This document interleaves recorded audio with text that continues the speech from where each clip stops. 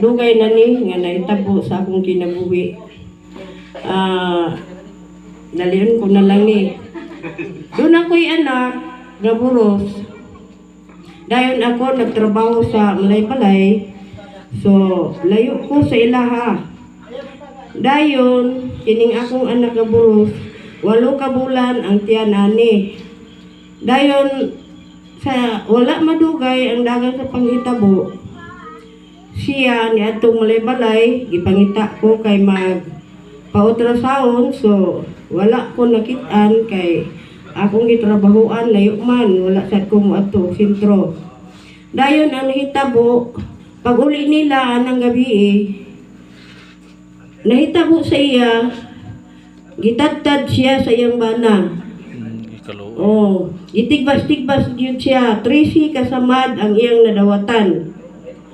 So, sa akong pagpaningkamot sa pag-alagad sa Ginoo, wala akong magbasol sa nganong nainganang nitabo nga niabot sa ako nga pagsulay sa akong anak nga buros pagyod. Dayon, sa diha nga nahuman na kini siya gitadtad, gihatod pagyod sa iyang pag-igagaw. Ang uban di na unta mo hatod kay siya di na mabuhi. Kay diri sa likod, anak man yun, anak, giik siya ang samad. So, ingon ang igagaw nga, dadun tani, kay basin mabuhi pa di ay. So, luyo sa 13 niya kasamad. So, naabot yun niya nga, nabuhi pa yun siya. Pero wala na siya kamot. Putol na yun ang iyang kamot. Ang bata, namatay na yun siya sa sulod, so giindik lang aron mo gawas. So, sakit kayong palandungon nga niabot, pero wala yun kung nagbasol. Wala na ako gibasol ang Ginoong anak na panahon. Ngani, naningkamot lang ko nga, Lord, imo ning gihatag sa akong anak nga mahitabo kaniya, pero hatagi ko o pamaagi o aha ko manguha o tambal o akong gastuon sa ospital nga kalit man ni nahitabo.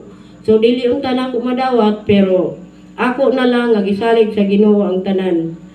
So ang bana niya gitigbasad nakaapas sa ospital. Pero nabuhi gihapon kay abi nila patay kay naulo man, so wala ri gihapon kay gitigbas siya sa igagaw. So sakit gyud kaayo alang kanako kana nga nahitabo, pero sa unta man niabot naman gyud.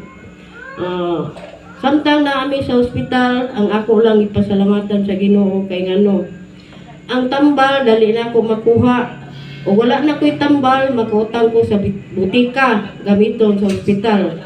Pagkabuntag dayon na dayon ang donors nga ibayad.